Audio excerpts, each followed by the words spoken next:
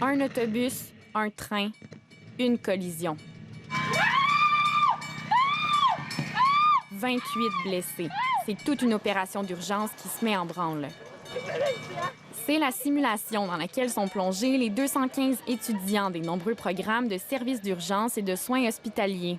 C'est vraiment de toutes les faire travailler ensemble, qui connaissent leur rôle, la responsabilité professionnelle qu'ils ont, la communication entre chacun des professionnels. C'est déjà beaucoup, de les mettre dans un contexte où tous les acteurs sont là. C'est la 7e année que l'exercice est effectué, mais cette fois, le scénario s'inspire d'un événement de l'actualité régionale. Dans l'autobus se trouvent des jeunes de 12 à 17 ans qui se rendent aux Jeux du Québec. La direction des Jeux du Québec, eux, ils se doivent de s'assurer qu'au niveau des interventions, si toutefois qu'il y avait une catastrophe ou quelque chose, qu'on soit capable de bien intervenir.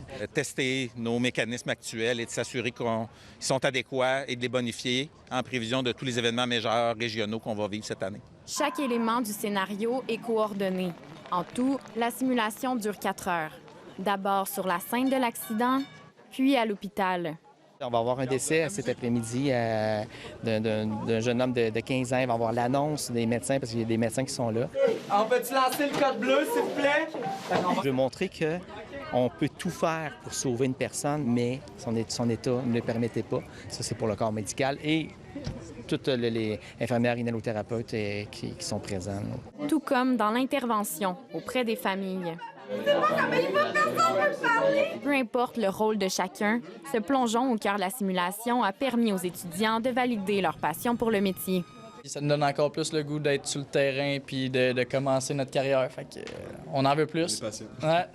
On s'entraide là, sur place. Fait que, peu importe qui est là, pourquoi, on finit tout par s'aider pour le bien des personnes là-bas. Fait que c'est vraiment impressionnant, c'est le fun à voir. Simulation réussie.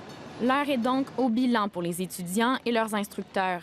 Et pour l'organisation et les 22 partenaires, on songe déjà au prochain scénario.